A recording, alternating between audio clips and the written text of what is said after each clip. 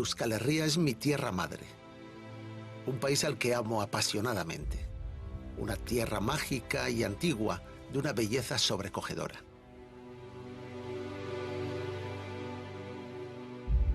Nos gusta pensar que nuestra historia como pueblo es un misterio único e indescifrable, una historia romántica envuelta en viejas creencias, sin nombres ni fechas precisas.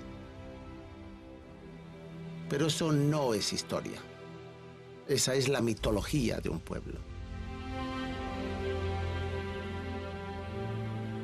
He dedicado casi toda mi vida al estudio de Euskal Herria y a la investigación de su historia y su cultura.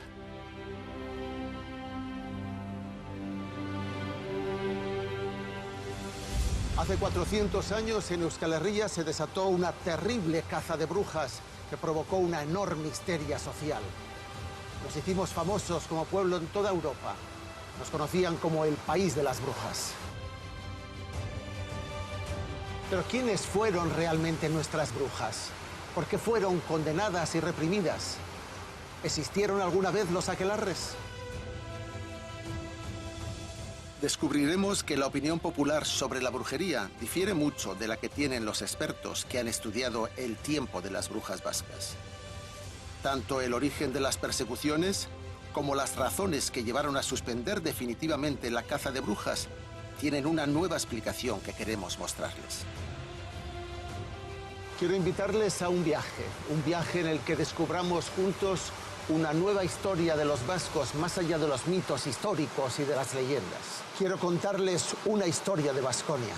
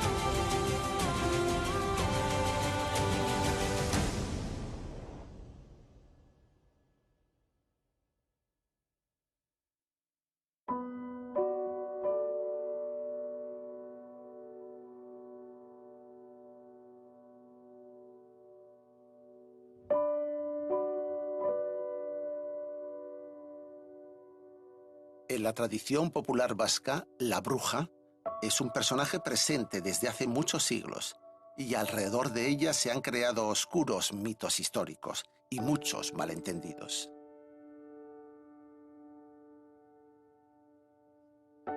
Probablemente existía en las tierras de Baskonia, desde épocas muy antiguas, algún tipo de creencia en las brujas. Y esa creencia es casi seguro que era muy negativa.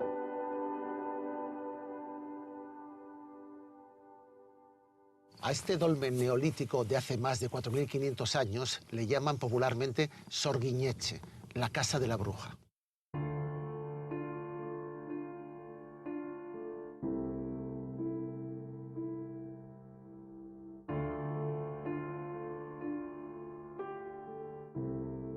Para nuestros antepasados, igual que para casi todos los pueblos de la antigüedad, las brujas eran seres odiosos que inspiraban el rechazo unánime, sea por miedo o por repugnancia. Eran difíciles de identificar personalmente, pero se las conocía por sus acciones dañinas. Campos arruinados, animales enfermos, niños fallecidos prematuramente, accidentes domésticos, un sinfín de desgracias que, si sucedían por causas desconocidas, se atribuían a las brujas y a la brujería.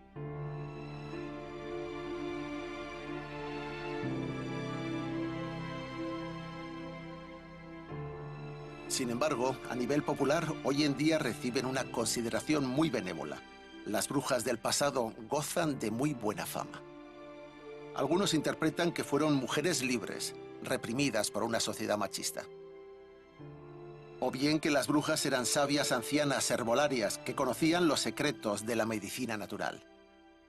Para otros, los aquelarres, las reuniones de brujos, eran auténticos actos libertarios de emancipación sexual, dirigidos contra la moral tradicional. Pero todo esto son visiones recientes y anacrónicas del pasado, que no toman en consideración cómo eran percibidas las brujas en su propio tiempo.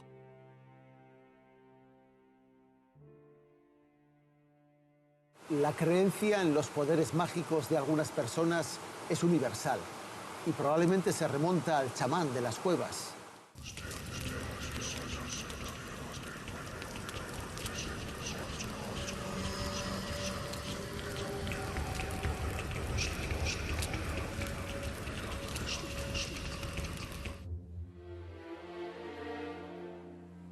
Pero la proliferación de las brujas en la fantasía de Europa occidental, el terror a sus poderes dañinos y la persecución a la que las sometieron para defenderse de ellas son fenómenos bastante recientes.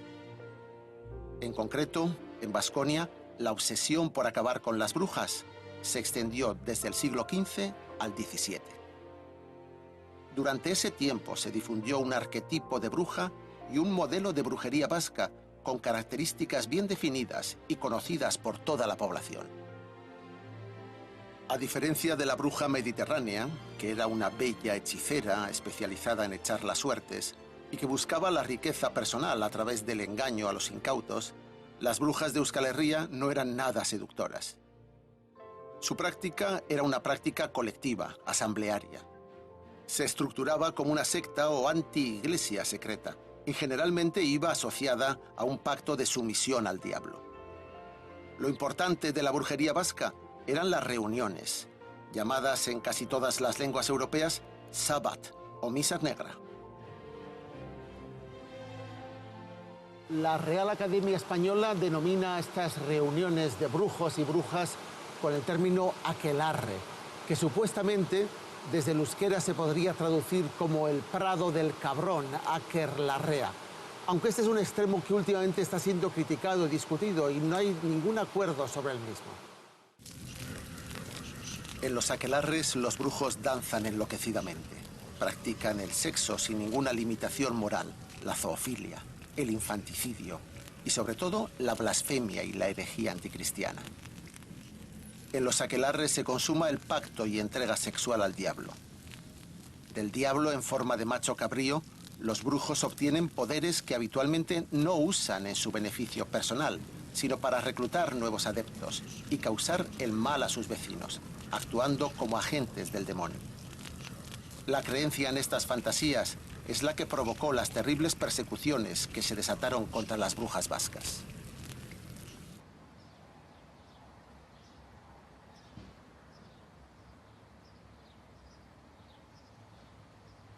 Junto a la Catedral de Logroño, aquí mismo, estaba situado el estrado del auto de fe de 1610, en el que se quemó a los brujos y brujas de Zugarramurdi y Urdasubi.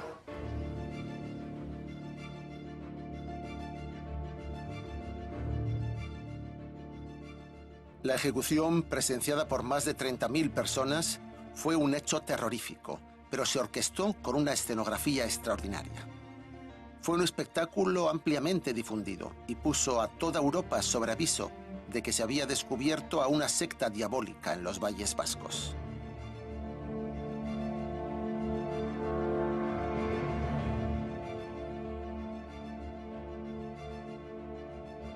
Un auto de fe era una gran ceremonia organizada por el Tribunal de la Inquisición para castigar públicamente a los culpables de brujería, herejía u otros crímenes contra la moral cristiana, y que el castigo sirviera de lección a toda la población.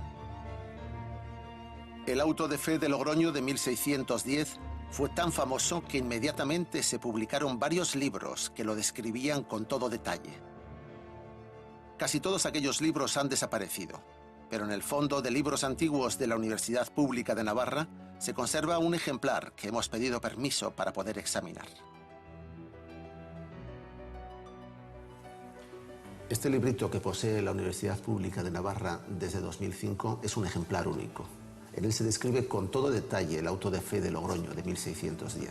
Se dice, por ejemplo: sentáronse en sus lugares diferentes las religiones, iglesia, caballeros y otros seculares, y la demás gente de la Inquisición. Y en toda la calle, ventanas y tejados y galerías había tanta gente que no es creíble. y a aquellos que allí lo estaban reparando les parecía que llegaría el número a más de 20.000 personas, de los que a ver tal espectáculo tan digno de ser visto concurrieron. Sosegado el auditorio, comenzó el primer sermón, el padre Fray Pedro Venero, dominico de Valvanera.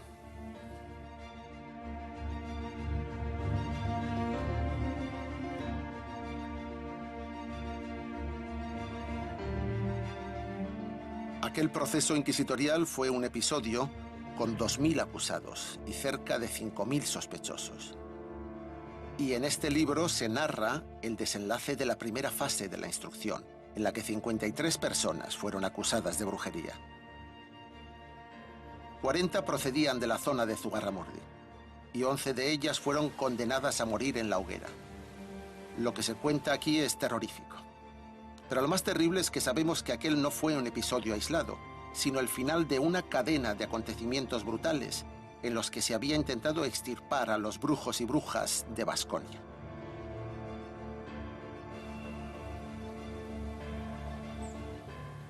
Varias generaciones antes de llegar a Zugarramurdi, la Inquisición y los jueces creían haber detectado la amenaza de los aquelarres en muchos otros valles vascos, y se habían producido sentencias, condenas y ejecuciones.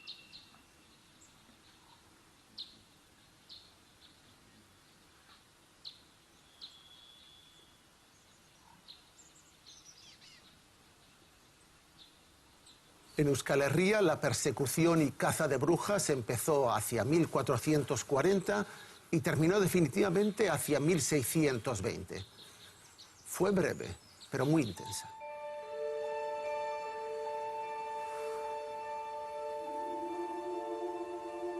Fueron 150 años de terror e histeria popular. Un fenómeno terrible que fue aumentando de temperatura, sobre todo hacia el final de este periodo, hasta que se convirtió en una gran bola de miedo imposible de parar.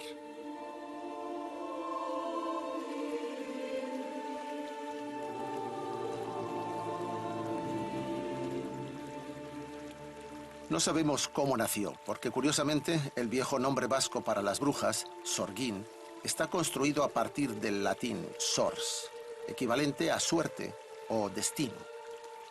Esto nos hace sospechar que antes de creer en los aquelarres diabólicos, los vascos tenían una imagen tradicional de la bruja más inofensiva, más próxima a las adivinadoras o echadoras de suerte.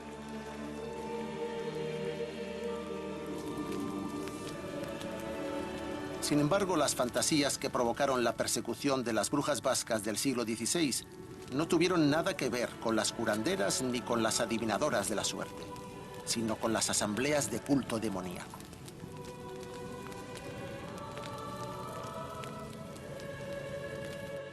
Un caso clásico de caza de brujas en Vizcaya es el que protagonizó Catalintxe de Bezala.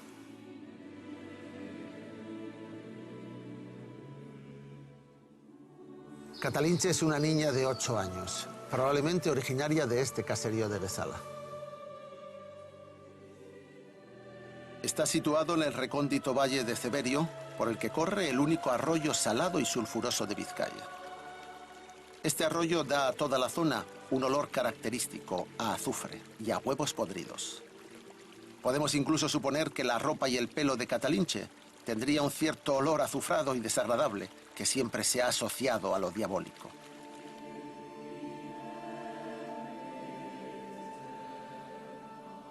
Y encima, junto a la puerta de su caserío, encontramos esta extraña máscara de hace 500 años. Y no me negarán que no es un rostro inquietante.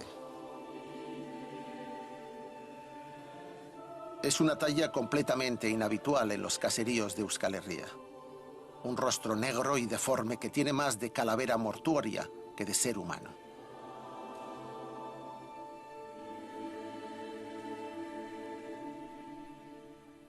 Catalintxe es euskaldún, solo habla euskera y en ese idioma se expresará en los pleitos y procesos que se le siguieron. Sabemos por su declaración ante el tribunal que fue forzada a patadas a declararse bruja por algunas mujeres del pueblo con las que solía guardar cabras. Y ella, de manera casi voluntaria, se presentó a declarar. Primero ante el párroco, luego ante el juez, para denunciar a un matrimonio de labradores acomodados de Ceberio como los autores de su iniciación en la brujería. Presionada por los jueces, Catalinche narró, y así consta en las actas judiciales, cómo la llevaban por la noche a unas reuniones secretas en la cocina del caserío Ereñotza, situado en la peña de Acarragane, el Alto del Cabrón. Dice que allí se desnudaban y untaban con un ungüento en manos, pies, corazón, barbilla y frente. Y que gracias a ese ungüento podían después salir volando por el aire hasta Pretelanda, que por la descripción, una campa con una ermita solitaria, al pie de unas peñas grandes, debe ser el Petralanda de Dima, en el barrio de Lamindao.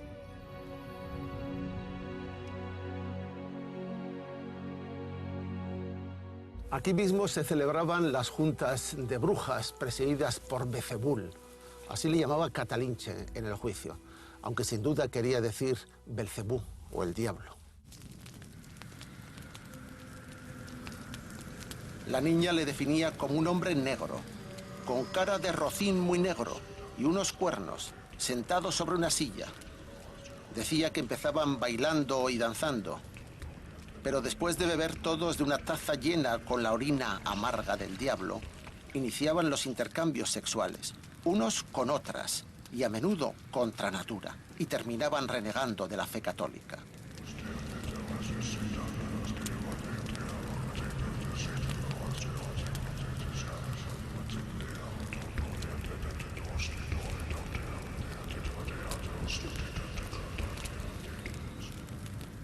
En el vuelo de regreso aprovechaban para arruinar los trigos o dañar a los animales de algún vecino molesto, y poco después se encontraba de nuevo en su cama.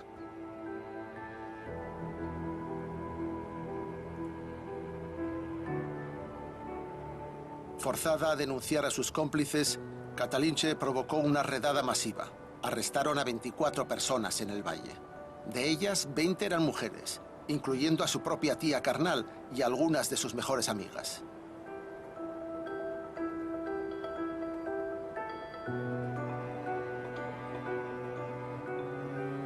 Muchos sufrieron el tormento del agua y cordel en la cárcel de La Naja, en Bilbao.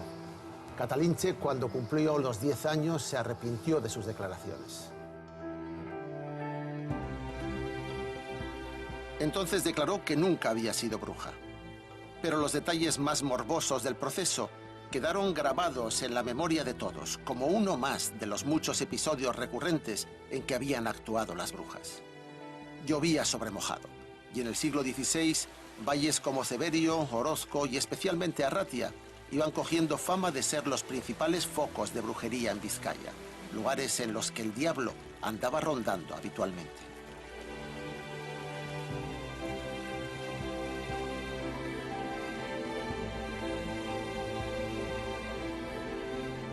Y cada vez que había una disputa entre vecinos, surgían acusaciones de tratos con el demonio.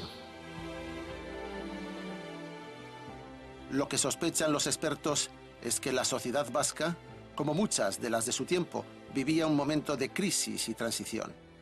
Era un momento de profundos cambios sociales y políticos al acabar la Edad Media, y esto generaba tensiones internas en las comunidades tradicionales.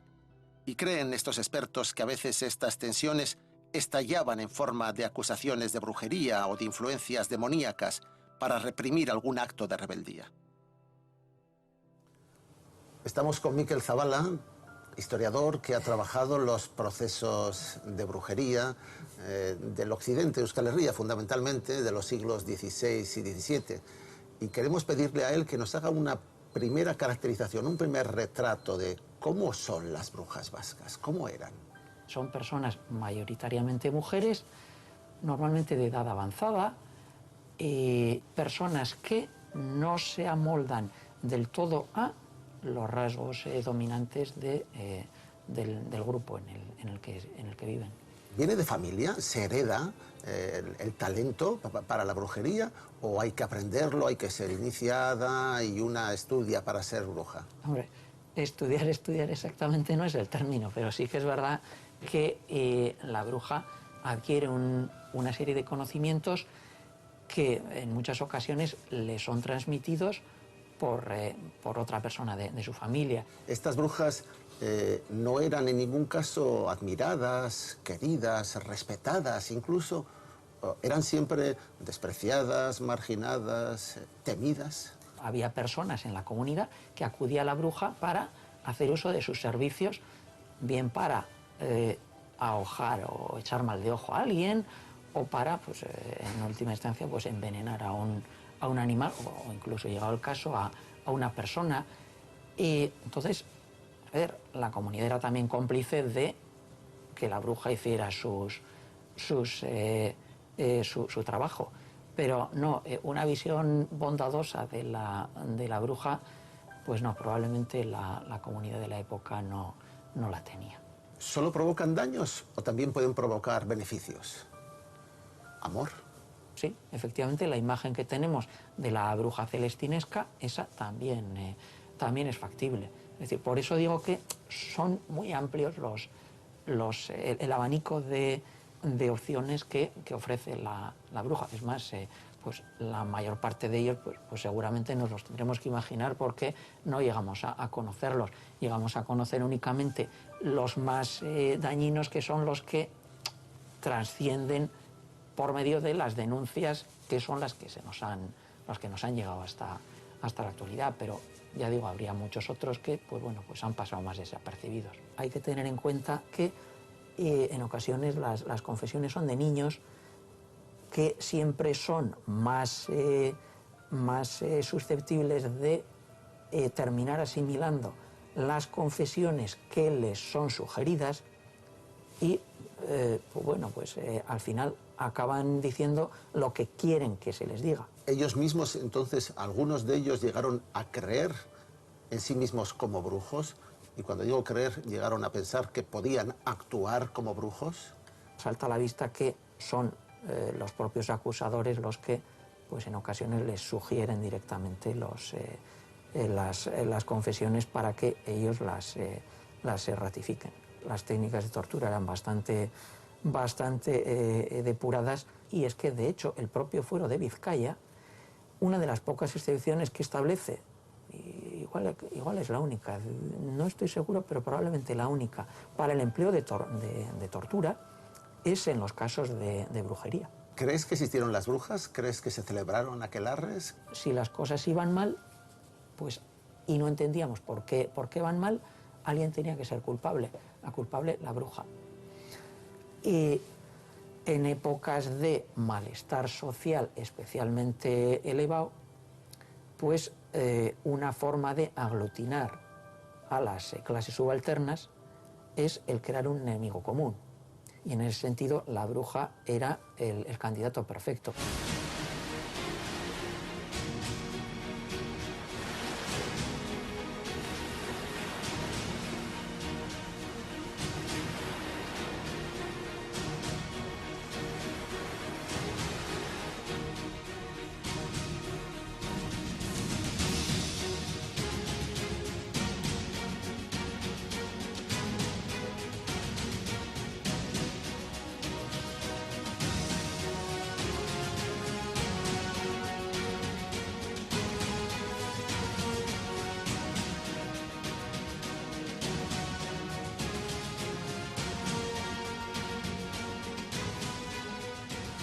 El castillo de Urtubia era desde la Edad Media la sede de una de las más importantes familias de banderizos labortanos. A principios del siglo XVII lo ocupaba el orgulloso y violento don Tristán de Gamboa y Alzate. Era el señor de Urtubia. En aquel tiempo intentaba preservar sus antiguos privilegios feudales y estaba en constante conflicto con los vecinos de la comarca, especialmente los del puerto de Siburu, don Iván Eloitzún, que cada vez se resistían más a sus apetencias de dominio. Y él pretendía resolver sus problemas a la antigua. Sus matones estaban continuamente provocando a los vecinos en la plaza y en el muelle.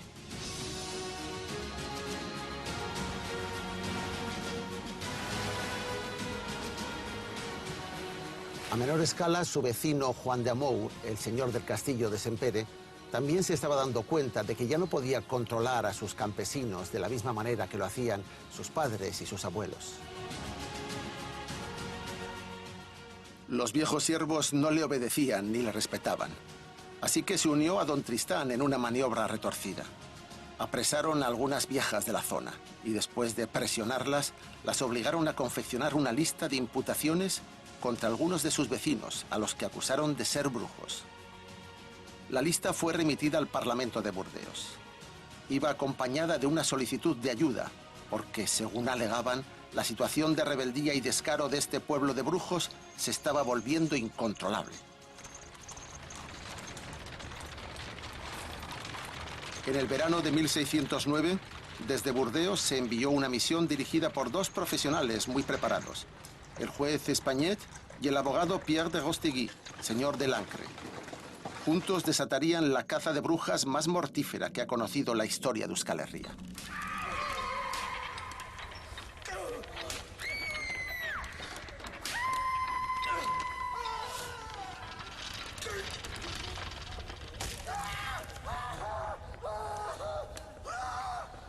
Estos hombres, con una excelente formación clásica, resultaron ser unos crédulos a las habladurías y rumores populares. Y eran incapaces de interpretar correctamente la lengua y las costumbres de la sociedad vasca. Probablemente acabaron dejándose llevar por sus propias obsesiones puritanas y dejándose manipular por los astutos poderosos locales.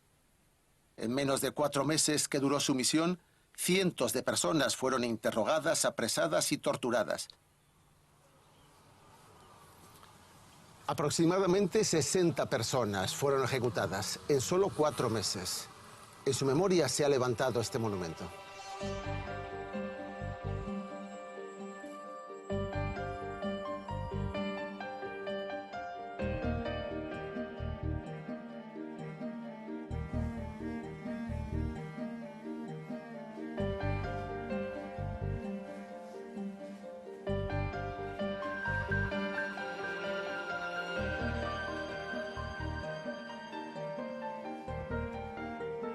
Lamentablemente se han perdido las actas de aquellos procesos de brujería del año 1609. Pero un par de años más tarde, el infatigable juez, el mayor perseguidor de brujas de Francia, publicó un libro. Tratado de la inconstancia de los malos ángeles o demonios. Este era su título. En él realizó un pormenorizado y tendencioso análisis antropológico de la sociedad vasca fronteriza y sintetizó con todo detalle sus averiguaciones sobre el comportamiento de las brujas en el Sabbat.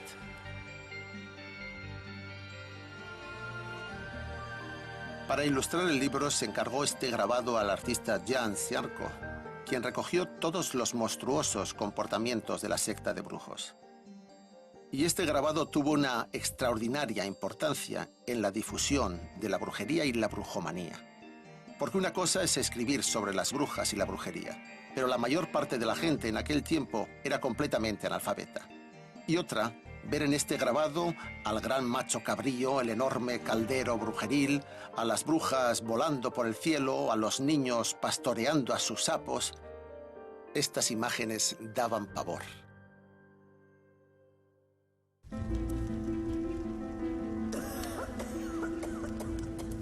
Al culto Pierre de Lange le parecía abominable el euskera.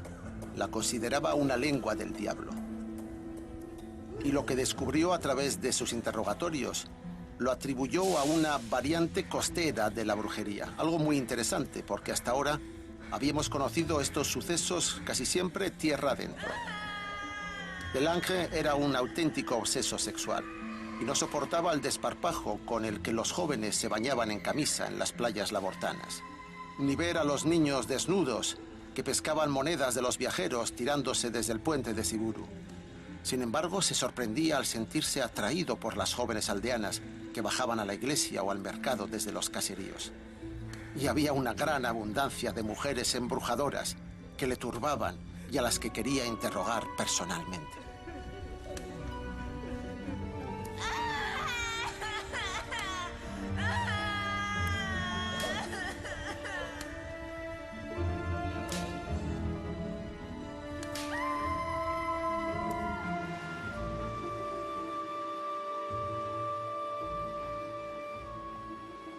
Entre los cientos de confesiones que recogió Pierre de Lancre hay una especialmente interesante, la de Margarita de Sempere.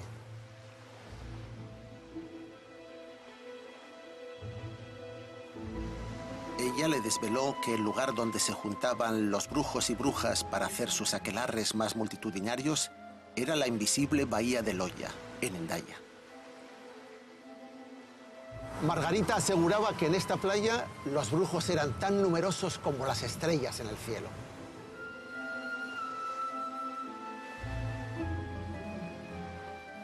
A estas alturas, el fenómeno de la brujería se ha extendido tanto que Pierre de Lancre calcula que en Hendaya se reúnen hasta 12.000 brujas, es decir, la mitad de la población de Lapurdi.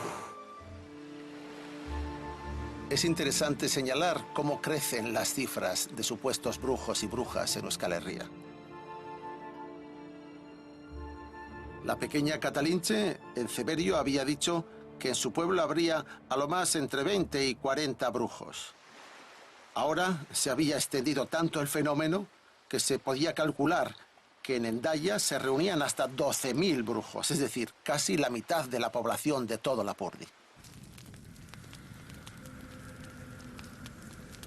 La descripción del sábado de las brujas vascas que obtuvo Pierre de Lange tras interrogar a sus prisioneros tenía ya casi todos los elementos clásicos de la brujería europea occidental. La presentación del diablo como macho cabrío, el transporte mágico al lugar de las asambleas nocturnas, la sumisión al demonio, la preparación de pócimas en un caldero, la ayuda de los sapos, la ingesta de bebés y de vísceras de cadáveres extraídas de los cementerios, la música popular y los bailes lúbricos, que según razonaba de Lange, habían aprendido por la proximidad con España, la profanación de símbolos sagrados y, sobre todo, brutales intercambios sexuales con el demonio y con todos los demás miembros de la comunidad.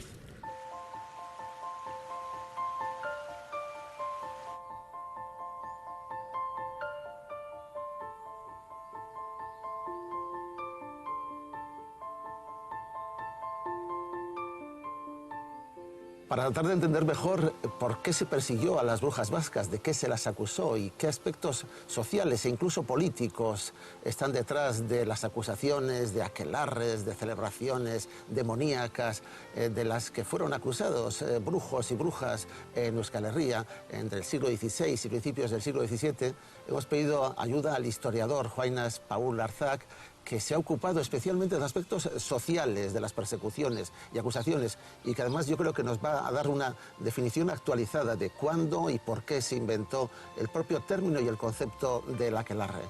Juainas, ¿quiénes son las brujas vascas? ¿A quiénes se denomina en algún momento de la historia bruja o brujo en Euskal Herria?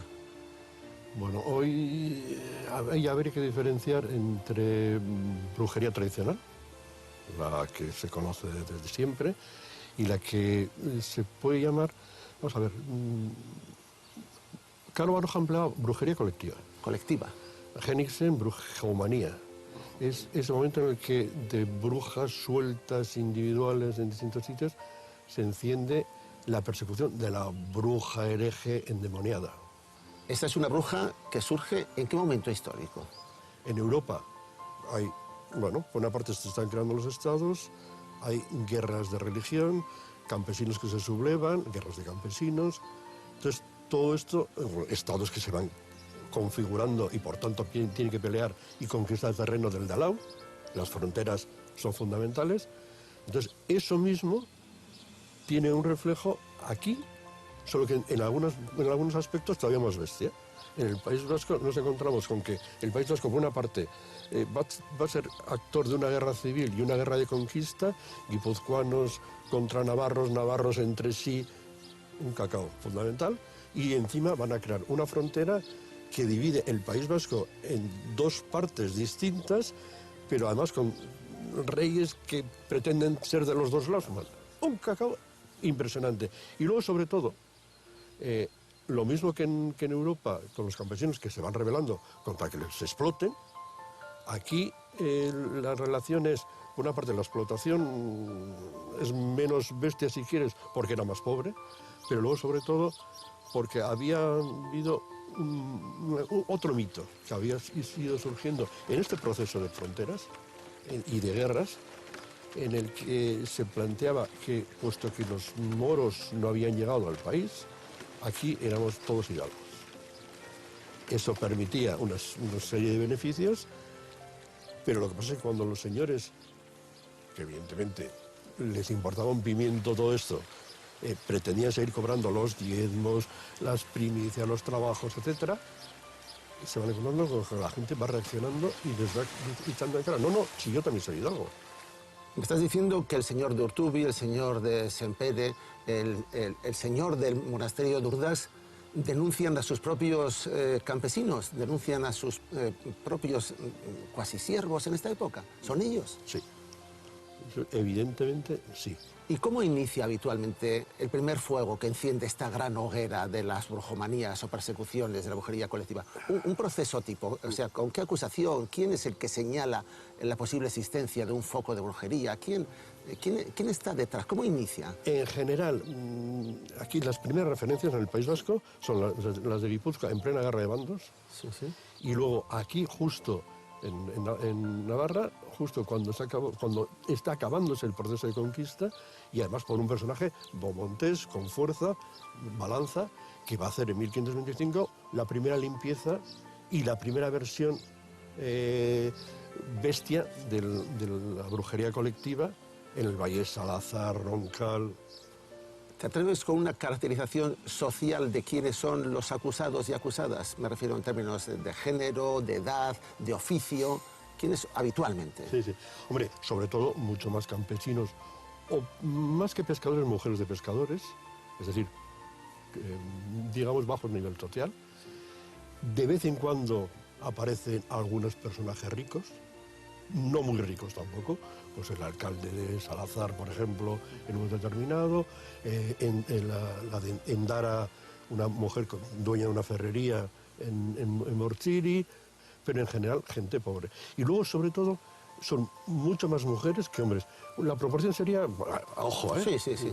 Pero algo así como un 90% de mujeres, un 10% de hombres. Un 90% frente a un 10%. O sea, hay más bruja que brujo, hay más acusadas de brujería. Muchas más acusadas. Muchas más. Y luego, sobre todo, además, yo reitaría el rizo y diría que luego, cuando la acusación se hace firme y el castigo, todavía hay más mujeres que hombres. Que han sido sancionadas. O sea, prácticamente los hombres se van librando y las mujeres... ¿Y en cuanto a edades? Las acusaciones van sobre todo a mujeres muy mayores, pero lo que pasa es que hay el juego, o sea, también hay jóvenes, Sí, sí. no muy jóvenes, pero sí. Pero ahí el problema es que yo creo que, bueno, mujer, pobre, viuda, indefensa. Lo tiene todo. Está indefensa y efectivamente Entonces, es más vulnerable. no se puede decir que eso sea el auténtico... Bueno. ¿no? Pero sí que al final acaban siendo mucho más castigadas que, por ejemplo, si es una mujer, que también hay algunas pues, con posibilidades de tener abogados. Las demás tienen algo mucho menos fuerte y con muchas más dificultades.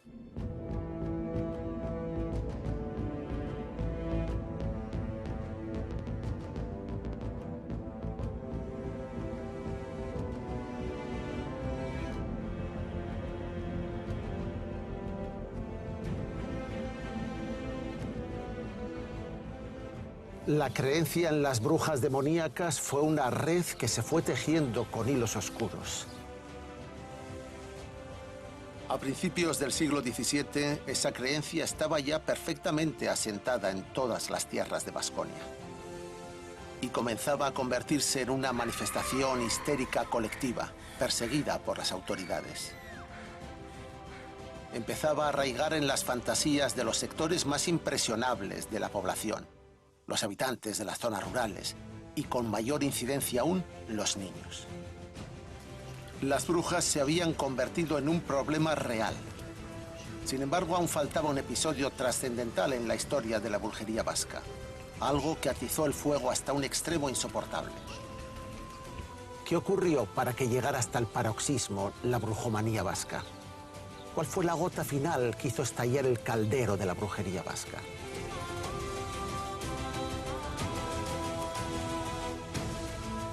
El área de Xareta, con Sara, Ainhoa, Zugarramurdi y Urdasubi es una frontera permeable con una lengua común y un dialecto propio.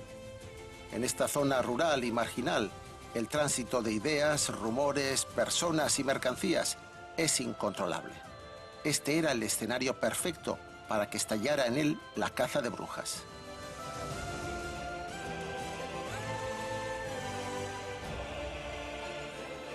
Desde la Edad Media, los habitantes de Zugarramurdi, labradores y pastores, estaban sometidos a la férrea autoridad señorial de la abadía de San Salvador de Urdax.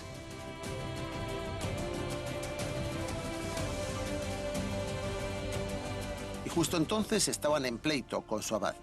Querían pagarle menos y conquistar una mínima autonomía, como los baztaneses. Y a este escenario llegó en 1608 nuestra siguiente protagonista, la moza labortana María de Chimildegui, de 20 años.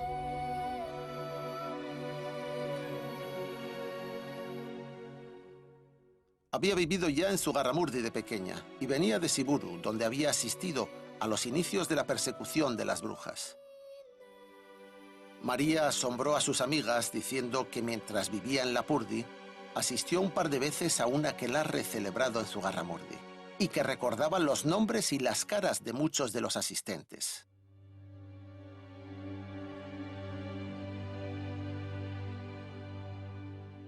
Cuando en el pueblo, escandalizados, le propusieron que hiciera un careo con ellos, avasalló con tanto desparpajo a los demás vecinos que les obligó a admitir que era verdad, que sí habían estado en una reunión de brujos, en una campa junto a las cuevas de la localidad, la campa del Cabrón, a Querlarrea. Casi todos los acusados eran miembros de una familia, la de Graciana de Barrenechea, a la que la Inquisición llegaría a considerar la reina del aquelarre. Esta familia no tenía buena reputación en el pueblo. Eran pobres, mal encarados y probablemente también autores de pequeños robos locales. En aquella época, las acusaciones infundadas de brujería entre vecinos no eran infrecuentes, pero también es verdad que se solían resolver siempre entre los mismos vecinos.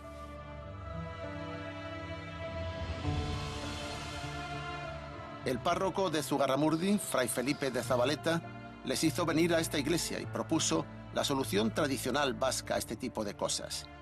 Debían confesar su pecado en público, en este caso ante 50 vecinos, y luego él les reconciliaba.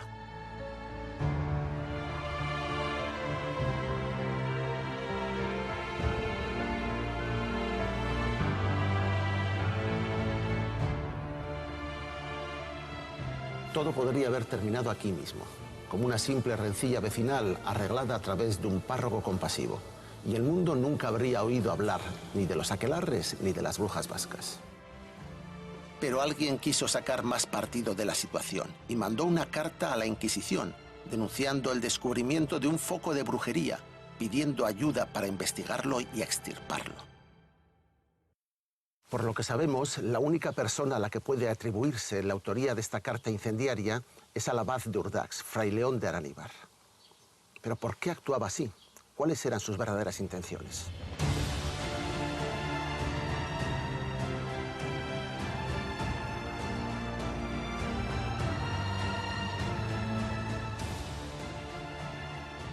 El Tribunal de la Inquisición de Logroño, bajo cuya jurisdicción estaban Nafarroa, Guipúzcoa y Araba, mandó aquí para que se ocuparan del asunto a un secretario y a un investigador.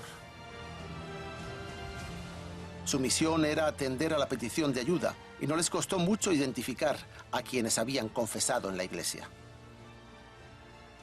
La Inquisición española era en aquel momento la guardiana de la pureza religiosa y por tanto la encargada de solucionar los problemas de herejía y de disidencia ideológica.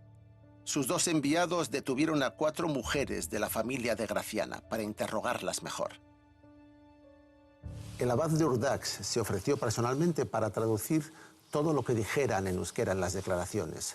El euskera era la única lengua que conocían todos los acusados. En este caso, el papel del traductor fue determinante.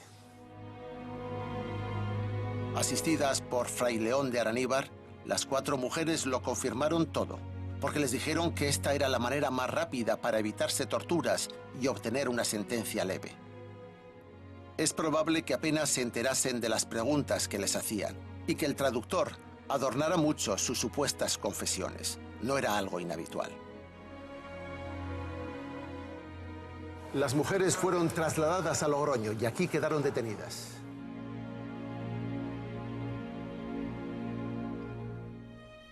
A los pocos días, el párroco Fray Felipe, con buena intención, convenció a los demás miembros del grupo de que fueran a Logroño a aclarar su situación. Mientras estaban en la posada de Logroño, fueron arrestados e ingresados en régimen de aislamiento en las prisiones de la Inquisición. Nunca volvieron a salir de allí. Aquí estaba la casa de Graciana de Barrenechea, condenada por los jueces de la Inquisición como la reina del aquelarre de Zugarramurdi.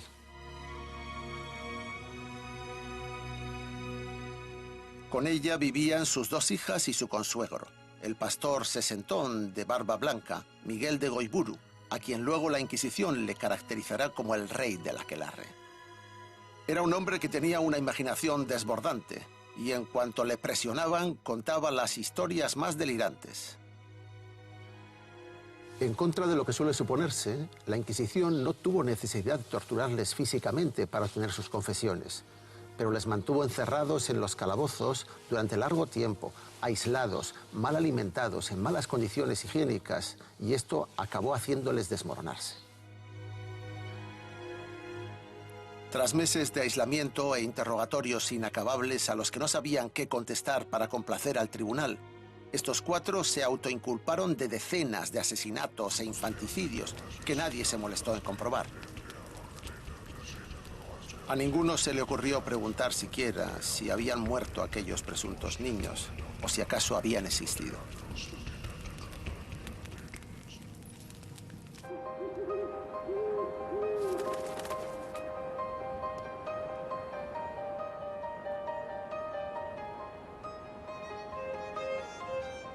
Las confesiones obtenidas en la cárcel de la Inquisición de Logroño confirmaron todo lo que ya se sabía de Lapurdi.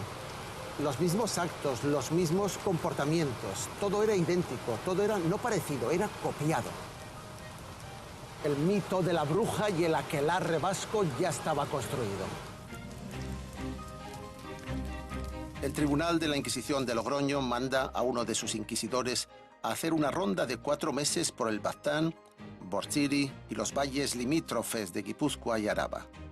Juan del Valle, un cántabro cincuentón al que le asusta el euskera, iba por los pueblos exhortando a la población a que confesasen si estaban infectados por la herejía y la brujería. Recibió algunas confesiones, pero su mayor éxito fue reclutar para la causa a algunos párrocos combatientes y crédulos, dispuestos a extirpar la brujería de sus parroquias. Lo cierto es que dejaba a los pueblos convulsionados, y casi siempre, cuando se iba, en el siguiente pueblo al que llegaba, ya le alcanzaban algunos de la aldea anterior, enviados por el párroco para confesar sus pecados y brujerías. El párroco de Vera, un labortano protegido del señor de Alzate, tuvo un gran protagonismo en aquellos sucesos. Pretendía alcanzar el puesto de comisario de la Inquisición y desarrollaba su misión con gran celo y dedicación, pero tenía la cabeza llena de imágenes confusas y supersticiones.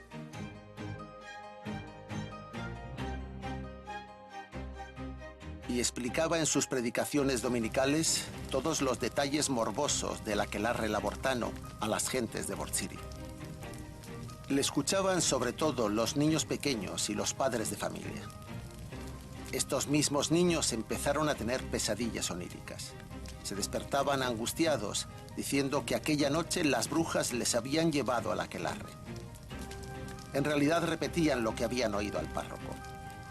Pero empezaba a crearse una gran psicosis y los padres llevaban a sus hijos a la iglesia para que durmieran allí protegidos de las brujas. El párroco encerraba a decenas de niños en la casa cural. Les bendecía cada noche, intentaba que no se durmiesen, les hacía rezar continuamente hasta el agotamiento. A algunos les presionaban un poco más, atándoles y azotándoles. Sin embargo, ya empezaba a haber también escépticos tempranos, como el párroco de Chalar, que se negaba a llenar la casa cural de niños sugestionados y aterrorizados. Mientras tanto, en las cárceles de la Inquisición de Logroño mueren 13 de los acusados de agotamiento y enfermedad. No murieron por torturas, sino por tifus. En Logroño, la tortura física fue un procedimiento excepcional, nunca generalizado, nunca colectivo. Las imágenes macabras de la leyenda negra no se ajustan a la realidad histórica. Hubo muy poca tortura física en la cárcel de la Inquisición. Sí, sin embargo, tortura psicológica. Y lo que tenemos instalado en nuestro imaginario colectivo es casi siempre falso. Hoy sabemos que quienes confesaron lo hicieron más por miedo y sugestión que por dolor. El inquisidor del Valle Alvarado se trajo una larga lista de acusados de su misión por las montañas de Guipúzcoa y de Navarra. Pero eran tantos nombres y lugares que el Tribunal de Logroño escribió a la Suprema de Toledo, reconociendo que no daba abasto con todo el papeleo y organizó con rapidez un auto de fe para el primer fin de semana de noviembre de 1610. Fue un espectáculo masivo, seguido por casi 30.000 personas, que se desarrolló durante 3 días completos. Solo habían pasado 2 años desde que María de Simildegui alborotó al pueblo con sus locuaces cuentos de reuniones de brujas y ya estaba casi todo Zugarramurdi con un pie en la hoguera. Más de la mitad de los condenados de Zugarramurdi y Urdasubi habían muerto de tifoideas mientras estaban en la cárcel, pero se guardaron sus huesos y se hizo una figura a tamaño natural que les representase. Al final el balance fue de 13 fallecidos en prisión, más 5 quemados vivos en la hoguera y 12 reconciliados con distintas penas, de los cuales 5 eran cadena perpetua. Este auto de fe fue un espectáculo larguísimo y sobre todo consistió en la lectura pormenorizada de sus crímenes y sentencias. Era tan explícito en los detalles morbosos que el público asistente regresó a sus casas y a sus pueblos en un estado de excitación y terror incontrolable que expandió la histeria colectiva hasta el último rincón de Baskonia. La consecuencia fue que se desató una epidemia de sugestión popular, sobre todo entre los niños. Tras la quema de Logroño, uno de los miembros del tribunal, el único inquisidor que se había manifestado críticamente contra el veredicto, Alonso de Salazar, que era un excelente escritor humanista y un guapo abogado de 45 años, emprendió un viaje en el que recorrió muchos pueblos de Nafarroa, Guipúzcoa y Álava. Le llamaron después el abogado de las brujas y predicaba el edicto de fe por el que se perdonaba a los brujos que se confesaran y entregaran. Ante su predicación surgieron miles de ellos que querían entregarse, confesando que eran brujos. Resultaba que la mayoría de los brujos vascos confesos no eran brujas viejas, malas y feas, sino niños atemorizados. La mayoría menores de 12 años, que estaban convencidos de que cuando se dormían, las brujas venían para llevarles al aquelarre para participar en sus ritos. Al final hubo casi 5.000 sospechosos y cerca de 2.000 de ellos llegaron a ser acusados. Prácticamente un cuarto de la población total de estos valles vascos. Era una pandemia de terror. Afortunadamente, el inquisidor Salazar y el obispo Venegas de Pamplona no les creyeron ni palabra. No les creyeron a ellos ni creyeron a sus airados vecinos acusadores que pretendían linchar a todo aquel que se confesara brujo.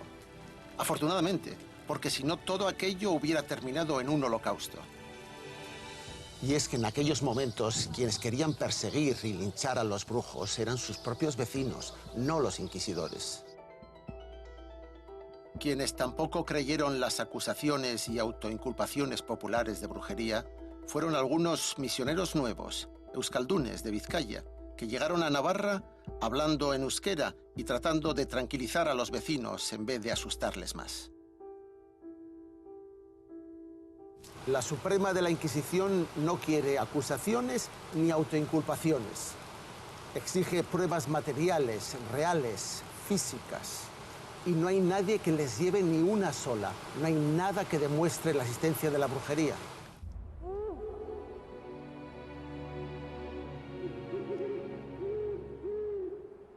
Cuando el inquisidor Salazar inició su misión por Navarra y Guipúzcoa, Ya debía de estar bastante convencido de que las brujas no existían.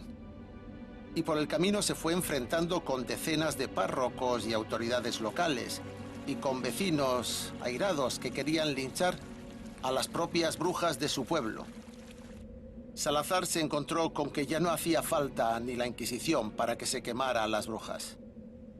Los intereses particulares, las envidias y rencillas privadas y sobre todo la histeria colectiva la habían convertido en innecesaria.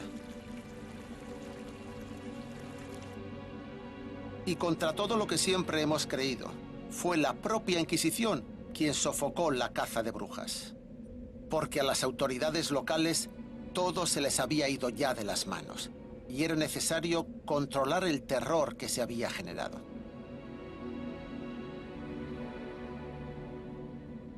Afortunadamente, Alonso de Salazar y Frías cada vez encontró más apoyos a sus tesis en el grupo creciente y cualificado de escépticos que estaba surgiendo. Entre ellos, la Corte Suprema del Santo Oficio de la Inquisición, que no quería ya más denuncias de niños que nombraban a cómplices imaginarios.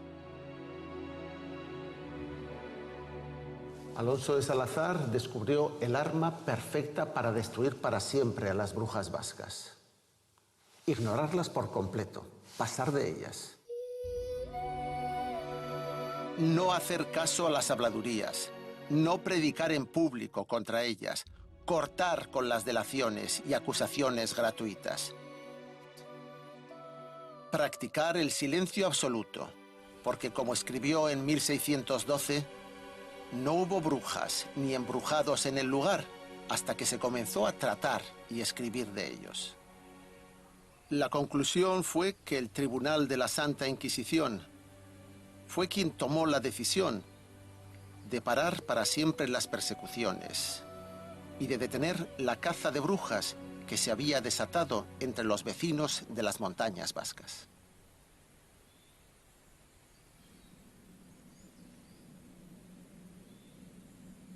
La Inquisición asumió la propuesta de Salazar. Desmontó todos los procesos que se encontraban en marcha y se enfrentó a las autoridades locales que pedían sangre de bruja. La Inquisición española nunca más volvió a condenar a muerte a ninguna bruja y fue el primer tribunal europeo en imponer este criterio. Países como Alemania aún llevarían a la hoguera a más de 50.000 mujeres acusadas de brujería. La última mujer ejecutada por bruja fue la suiza Anna Güldi, decapitada en 1782, en pleno siglo de las luces.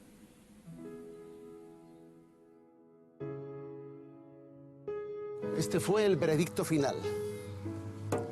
Las brujas y los aquelarres no habían existido nunca, en ningún caso.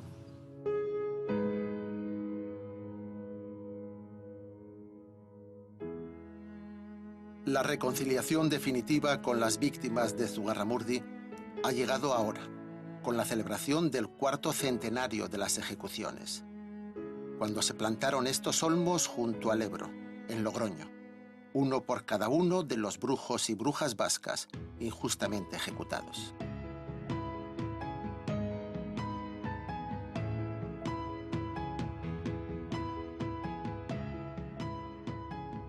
Pero la realidad es bien distinta. Resulta que al hablar de las brujas, creamos a las brujas. Esa es la paradoja.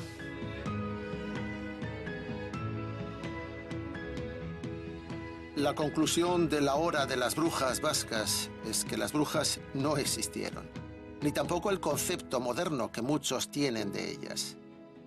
Las brujas vascas no eran sacerdotisas, ni practicaban orgías libertarias.